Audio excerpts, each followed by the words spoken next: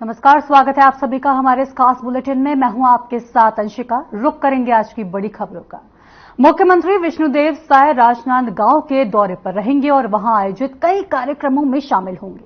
बता दें कि कार्यक्रम के अनुसार मुख्यमंत्री Sai Raipur police parade ground से दोपहर 12:30 बजे हेलीकॉप्टर से रवाना होकर दोपहर 12:55 पर राजनांदगांव पहुंचेंगे।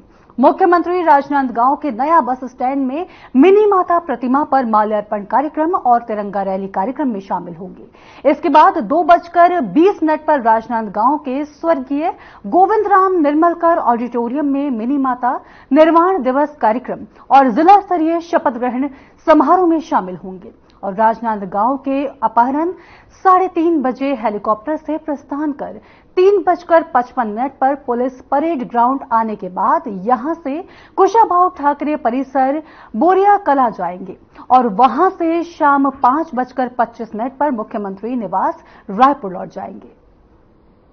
श्रावण मास का तीसरा सोमवार है। सबसे पहले समस्त छत्तीसगढ़ वासियों को तृतीय श्रावण सोमवार की बहुत बहुत बधाई, शुभकामनाएं और भोले बाबा से प्रार्थना है कि उनका आशीर्वाद छत्तीसगढ़ वासियों पर लगातार मिलता रहे। छत्तीसगढ़ में खुशहाली हो, छत्तीसगढ़ में सुख समृद्धि हो। और आज हम अपने उप मुख्यमंत्री डिप्टी सीएम श्री विजय शर्मा जी के साथ जा रहे हैं कवर्धा। भोरमदेव में भगवान शिव की पूजा अर्चना करेंगे और कांवरियों का दर्शन करेंगे। जांजगीर चांपा में फिर से डायरिया का कहर जारी है। नवागढ़ ब्लॉक के अमोदा गांव में डायरिया ने 11 बच्चों को अपना शिकार बना लिया और 2 बच्चों की मौत हो गई।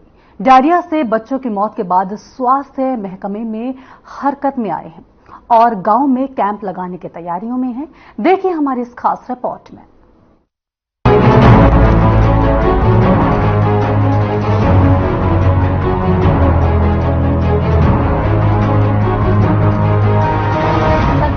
जांजगीर चांपा जिले में डायरिया का कहर लगातार जारी है, जिसमें अमोदा गांव के 2 बच्चों की तबीयत भी काफी बिगड़ गई।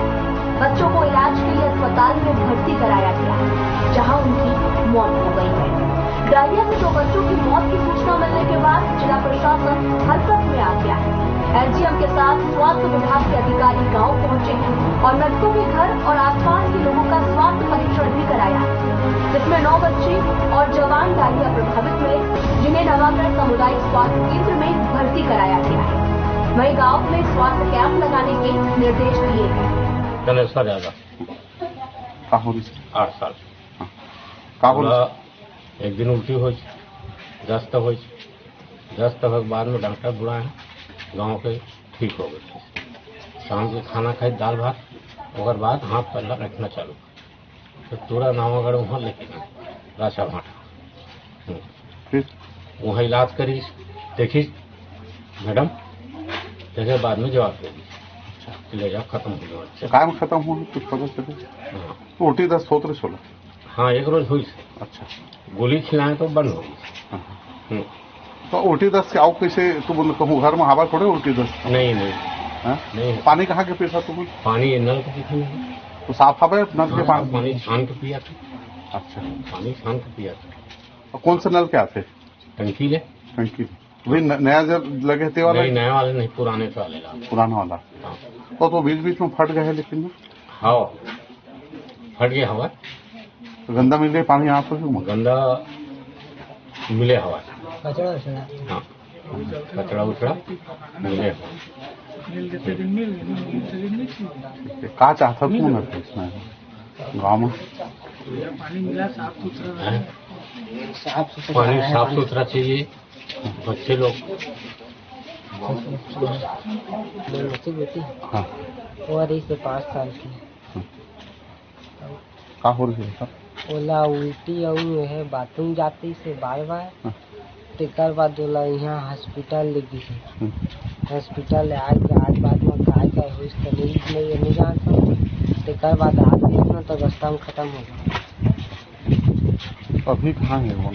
अपन गाँव के हमेशा तो का चीज बहुत खराब तबीयत कुछ पता चले ना नहीं पता का चीज हो रिश्ता वहाँ ना समझ का उल्टी और बाथरूम चालू कर दी। क्या नाम है दिशा आज के लिए सर अभी बीमो सर आए थे, अपने ब्लॉक मेडिकल ऑफिसर, जिला पंचायत सचिव आए थे और सचिव महोदय आए थे, एसडीएम मैडम आई थी और पटवारी थे, सब आए थे और मरीजों के घर में जाके उनका हालचाल पूछे कैसे हैं क्या हैं, बीपी वगैरह भी चेक किए। हम लोग वहाँ गए थे विटामिनों के साथ, ठीक है। और अभी तक कल रात से ये हुआ है करीबन 12 साढ़े 12 बजे से, तो अभी तक 9 केस हम लोगों को मिले हैं, ठीक है। जिसमें से 9 में से 3 लोग बुजुर्ग हैं, ठीक है, मतलब एडल्ट हैं और बाकी जो है बच्चे हैं जो 15 साल से कम की उम्र के। तो अभी बच्चों को उनकी जो कंडीशन है वो स्टेबल थी, अच्छी थी। 2 बार 3 बार दस्त हुआ था, तो हम लोगों ने उनको घर में जाकर मेट्रोनिडाजोल की टेबलेट, जिंक का टेबलेट और डाइसाइक्लोमिन और ORS का पैकेट दिए थे और सामने में खिलाए भी और पिलाए भी। लेकिन सुरक्षा को देखते हुए BMO सर और SDM मैडम ने ये निर्णय लिया कि जो बच्चे हैं उनको CHC नवागढ़ में एम्बुलेंस के माध्यम से भर्ती कराया गया। 2 बच्चों की मौत की बात आ रही है, कौन कौन हो बच्चे और कैसे हुए, क्या कारण? सर 2 बच्चों की मौत की बात जो आ रही है, एक बच्चा कलेश्वर है, कलेश्वर यादव, वो सर 8 साल का, उसको 2 दिन या फिर 3 दिन पहले डायरिया की शिकायत थी, फिर वो दवाई वगैरह लिया तो ठीक हो गया था। फिर अचानक से उसका तबीयत खराब हुआ तो वो लोग उसको नवागढ़ CHC लेकर एडमिट किए थे, ठीक है। तो वहीं उसका मतलब मृत्यु हो गया। फिर एक और बच्ची है जो यहीं पढ़ रही थी, जो भणेसर की है, दिशा नाम से है, उम्र 5 साल। उसको रात में दस्त हुआ और उल्टी भी हुआ। फिर उसके घर वाले मतलब ऐसी दवाई लाए थे यहीं लोकल से, फिर उसको खिलाए, फिर उसके बाद रखे थे तो शायद ठीक कुछ गए। उसके बाद फिर हुआ, फिर रात भर मतलब 6-7 बार और हुआ। तो फिर उसके बाद उनको सुबह 7:30 बजे यहाँ से प्राइवेट हॉस्पिटल लेकर गए, चांपा लेकर गए, तो वहाँ बचपन हॉस्पिटल लेकर गए थे। तो फिर वहाँ जाते ही फिर उसको मतलब मैं यहाँ पानी का प्रशिक्षण करने के लिए आई हूँ। जल वाहिनी को पानी का प्रशिक्षण करना सिखा रही हूँ और यहाँ के कुआं है, हैंड पंप है, उन सब के पानी को मैं टेस्ट करने के लिए यहाँ मंगाई हूँ, यहाँ टेस्ट कर रही हूँ। अच्छा, अभी किसका चेक किए हैं, क्या स्थिति? अभी हैंड पंप और एक कुआं है, वहाँ का पानी को मैं टेस्ट की हूँ। क्या स्थिति है? अभी कुआं का पानी गंदा है सर यहाँ का, और हैंड पंप है वहाँ तालाब के पास, वो भी बहुत गंदा पानी है वहाँ। अच्छा। उसमें से मतलब उसमें ना आयरन ज्यादा है और कुएं का पानी तो पूरी तरह से गंदा है। अच्छा, अभी और घर में जो पानी आ रहा है पाइपलाइन से, अभी ये है क्या बोलते हैं, टंकी का, पाइपलाइन का, ये वाला पानी टेस्ट की ना तो ये कठोर है। अच्छा, पीएच का मान इनका कठोर है। अच्छा, तो डायरिया होने की संभावना है, कैसे स्थिति है? अब मैं तो पूरा उनसे उतना चेक नहीं की हूँ सर, अभी कर रही हूँ, है ना।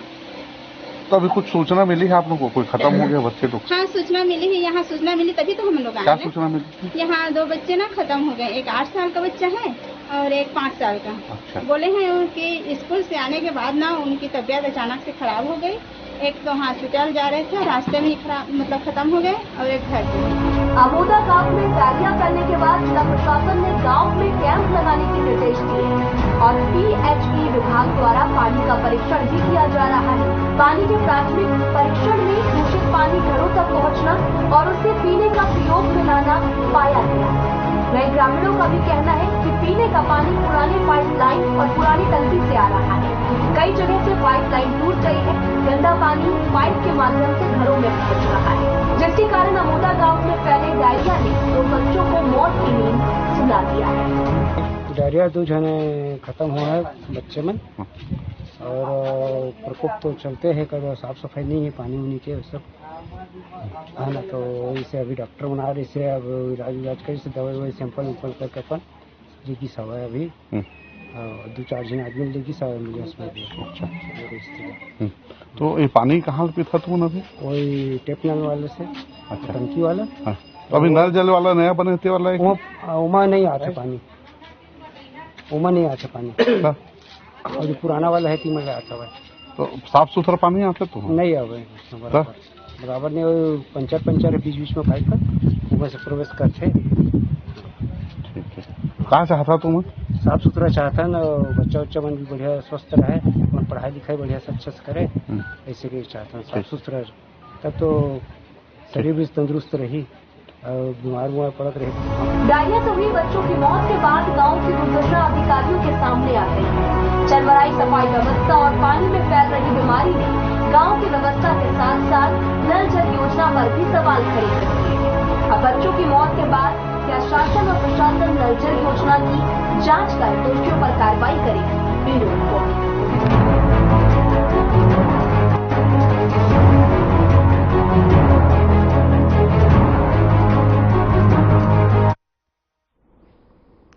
मुख्यमंत्री विष्णुदेव साय राजनांदगांव के दौरे पर रहेंगे और वहां आयोजित कई कार्यक्रमों में शिरकत करेंगे। बता दें कि कार्यक्रम के अनुसार मुख्यमंत्री Sai Raipur police parade ground से दोपहर 12:30 बजे हेलीकॉप्टर से रवाना होकर 12:55 पर राजनांदगांव पहुंचेंगे। मुख्यमंत्री राजनांदगांव के नया बस स्टैंड में मिनी माता प्रतिमा माल्यार्पण कार्यक्रम और तिरंगा रैली कार्यक्रम में शामिल होंगे। इसके बाद 2:20 पर राजनांदगांव के स्वर्गीय गोविंद राम निर्मलकर ऑडिटोरियम में मिनी माता निर्वाण दिवस कार्यक्रम और जिला स्तरीय शपथ ग्रहण समारोह में शामिल होंगे। और राजनांदगांव में अपराह्न 3:30 बजे हेलीकॉप्टर से प्रस्थान कर 3:55 पर पुलिस परेड ग्राउंड आने के बाद यहां से कुशाभाऊ ठाकरे परिसर बोरिया कला जाएंगे और वहां से शाम 5:25 पर मुख्यमंत्री निवास रायपुर लौट जाएंगे।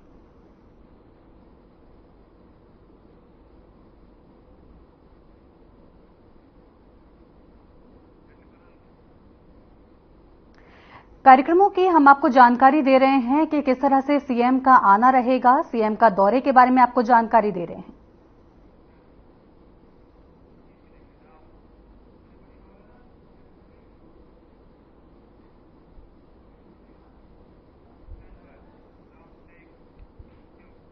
और अब आपको लेकर चल रहे हैं सीधा एक बड़ी खबर आपको दिखा रहे हैं। भिलाई से बड़ी खबर आ रही है।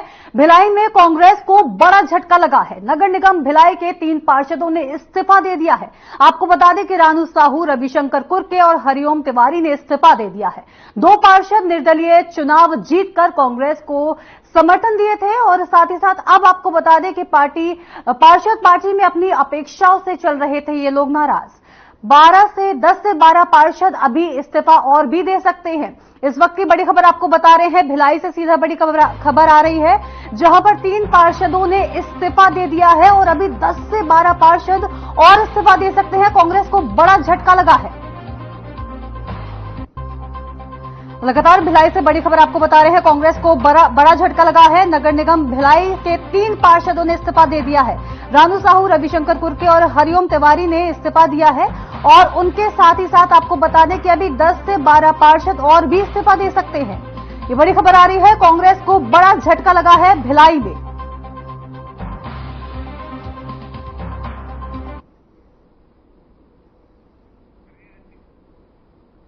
तस्वीरों में आप देख पा रहे हैं कि ये जो पार्षद हैं, इन्होंने बड़ा झटका कांग्रेस को दिया है। इन्होंने इस्तीफा दे दिया है और साथ ही साथ आपको बता दें कि अपनी मांगों के पूरे ना होने की वजह से नाराज चल रहे थे और इनके साथ अभी 10 से 12 लोग और हैं जो इस्तीफा देने की बात कर रहे हैं। उनका भी कहना यही है कि उनकी मांगे पूरी नहीं होने की वजह से इस्तीफा दिया जा रहा है, जाने की बात की जा रही है। इसके साथ ही भिलाई से बड़ी खबर आपको बता रहे हैं।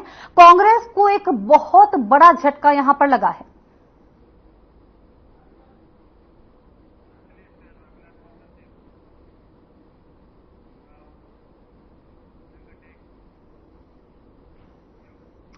बिलासपुर में अपर मुख्य सचिव गृह और जेल विभाग और जिले के प्रभारी सचिव श्री मनोज कुमार पिंगुआ ने जिला कार्यालय के सभागार में अधिकारियों की बैठक लेकर विकास कार्यों की प्रगति की समीक्षा की। इस दौरान उन्होंने एक एक विभाग से जानकारी लेकर कार्यों में और तेजी लेकर लक्ष्य हासिल करने के दिशा निर्देश दिए। साथ ही उन्होंने मौसमी बीमारियों और खेती किसान की विशेष समीक्षा भी की। इस दौरान उन्होंने आगे कहा कि शासन स्तर पर यदि किसी भी विभाग का प्रस्ताव लंबित है तो बताएं ताकि फॉलोअप करके तत्काल उसका निराकरण किया जा सके। बैठक में कलेक्टर अवनीश शरण, एसपी रजनेश सिंह समेत तमाम विभागों के आला अधिकारी उपस्थित रहे।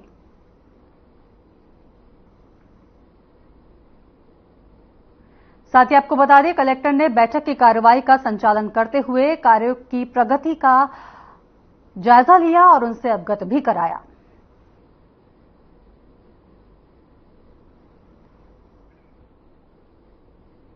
जिला स्तरीय समीक्षा बैठक हुई जिसमें आपको बता दें कि तमाम मुद्दों पर चर्चा हुई और यहां पर काफी सारी बातों को देखा गया, समझा गया। साथ ही साथ मौसमी बीमारियों के बारे में भी चर्चा की गई, उनसे बचने के निवारण के बारे में बात की गई और साथ ही साथ आपको बता दें कि कई चीजों पर और चर्चा की गई। किसानों को जो समस्या हो रही होगी बारिश के चलते, उस पर भी समीक्षा की गई।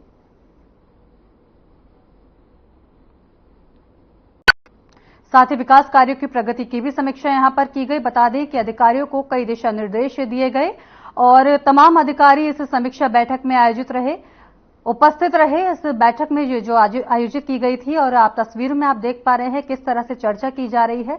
तमाम मुद्दों पर गंभीर रूप से बात की जा रही है, चर्चा की जा रही है, निवारण निकाला जा रहा है।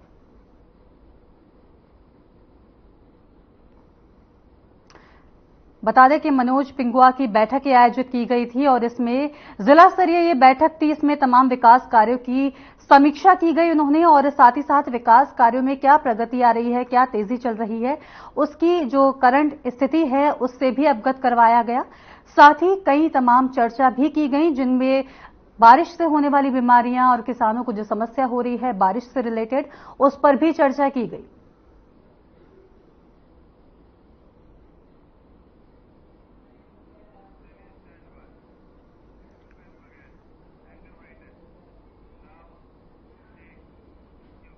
रायपुर में पूर्व मुख्यमंत्री भूपेश बघेल का बयान सामने आया है जिसमें उन्होंने कहा कि कोई भी व्यक्ति स्वर्गवासी हो जाए तो उससे सवाल कोई कैसे कर सकता है जब सवाल का जवाब देने के लिए वो व्यक्ति उपस्थित ही नहीं है। भारतीय जनता पार्टी हमेशा ही दिवंगत लोगों से सवाल करती है और साथ ही आज मेरे पिताजी से भी सवाल किया गया है। ये तो मूर्खता की हद हो गई। साथ ही उन्होंने आगे कहा कि छत्तीसगढ़ सरकार वन नेशन वन इलेक्शन कैसे करवा सकती है। चुनाव केवल पंचायत नगरीय निकाय के नहीं होते, चुनाव विधानसभा के भी होते हैं, लोकसभा के भी होते हैं, जो राज्य सरकार के हाथ में नहीं है। वन नेशन वन इलेक्शन के बारे में क्या चर्चा करेंगे, इनकी चर्चा राष्ट्रीय स्तर पर होगी और ये संभव नहीं है। साथ ही उन्होंने आगे कहा कि आज गांव-गांव में खुले जानवरों से लोग परेशान हैं। 16 अगस्त को पाटन में खुले मवेशी को ले जाकर एसडीएम कार्यालय में प्रदर्शन करेंगे और पूरे प्रदेश में ये प्रदर्शन होगा।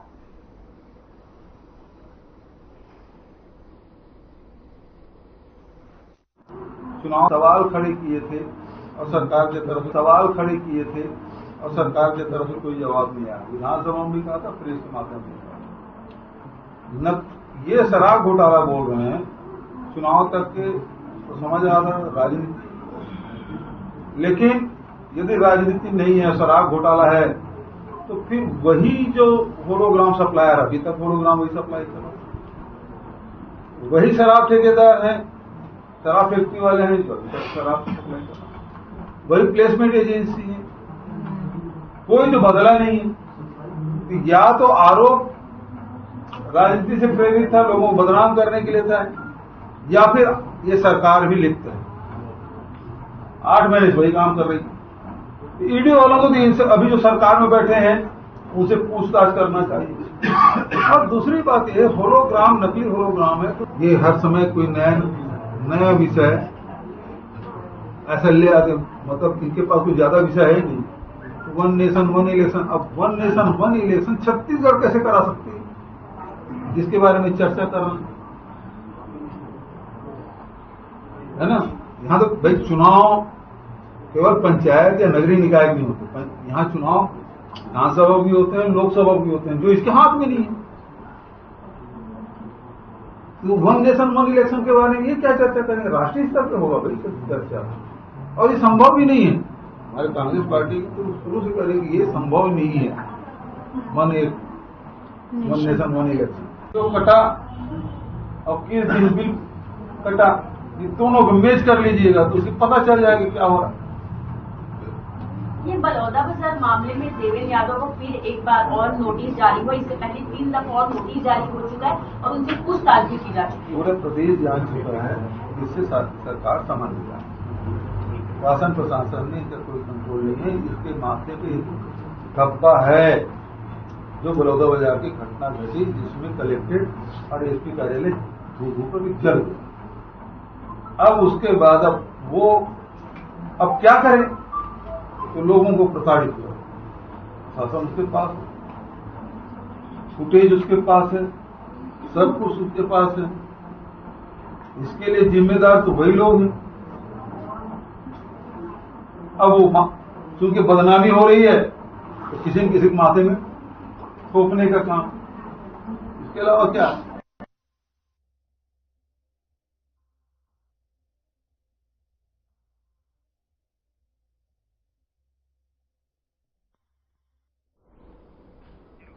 नागपंचमी के मौके पर जांजगीर चांपा के ग्रामीण इलाकों में नगमत का कार्यक्रम आयोजित किया गया, जिसे देखने के लिए गांव के लोग इकट्ठा हुए और मंत्र की शक्ति का जीवंत प्रदर्शन देखकर अचंभित हो गए। देखिए इस रिपोर्ट में।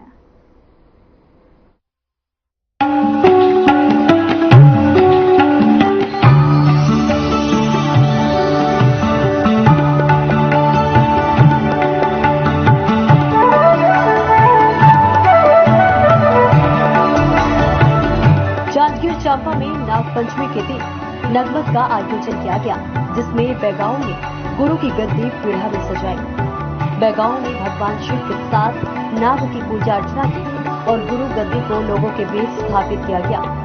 गाजे बाजे के साथ गुरु का आह्वान किया गया और फिर शुरू हुआ नगमत का खेल।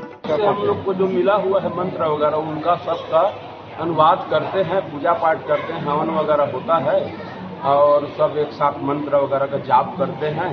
और उसके बाद रात शाम को सायंकालीन 6 बजे के लगभग शाम होता है तो नगमत का कार्यक्रम होता है।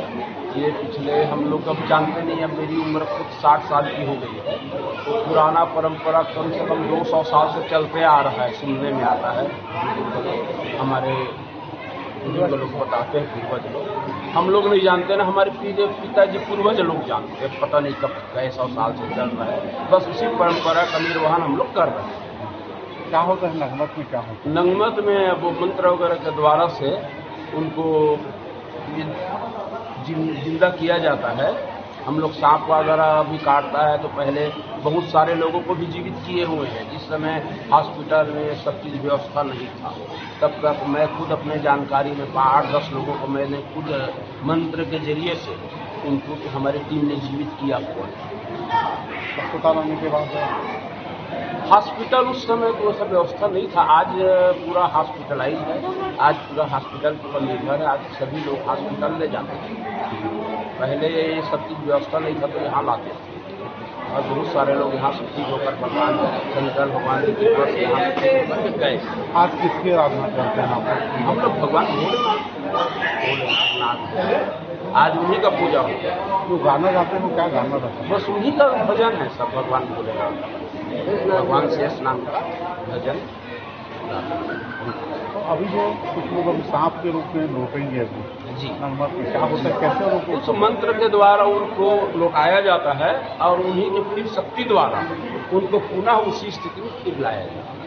नगमत का महत्व होता है मंत्र के द्वारा उनको लौटाने का कार्यक्रम, उसके बाद उनको जगाने का कार्यक्रम, दोनों। तो ये परंपरा आगे आपको किस तरह से चलाना? हाँ, अब तभी तो चल रहा है। अब जब तक और भी जो पूंजी है हमारे, अब जब तक ये लोग साथ देंगे, अपना ये करेंगे, तब तक चलता रहेगा। अब अपने जीवन पर्यंत तो कम से कम चलता ही रहेगा, ऐसी आशा विश्वास भगवान करेगा। की हमारी शक्ति को बनाए रखें और हमको अपना आशीर्वाद प्रदान करें। नवदा चौक में शाम होते ही लोगों की भीड़ जुटने लगी और मानकर झांझ की धुन में गुरु का आवाहन किया गया और बैगाओं की टोली हवन पूजन करने लगा। बैगाओं ने अपने एक साथी के कान में मंत्र का जाप किया और देखते ही देखते साधारण खड़ा हुआ व्यक्ति अचानक अपना व्यवहार बदलकर सांप की तरह जमीन पर लेटने लगा। एक के बाद एक युवक सांप का रूप लेकर कीचड़ में लौटते रहे।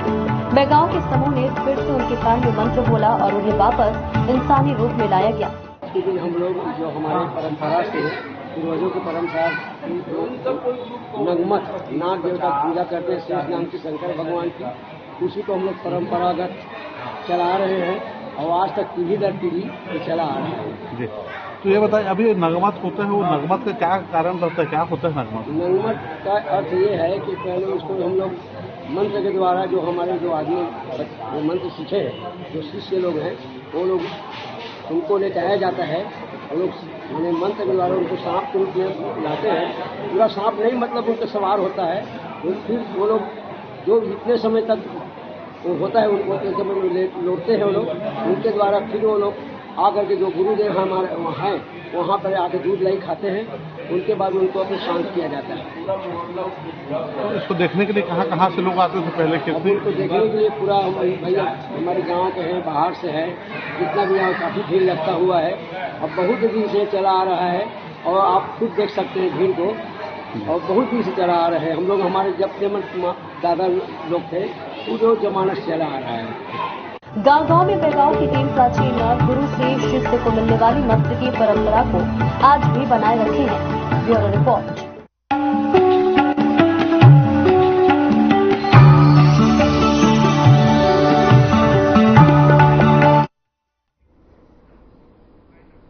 और फिलहाल इसी के साथ इस बुलेटिन में इतना ही। फिर होगी मुलाकात, तब तक के लिए नमस्कार।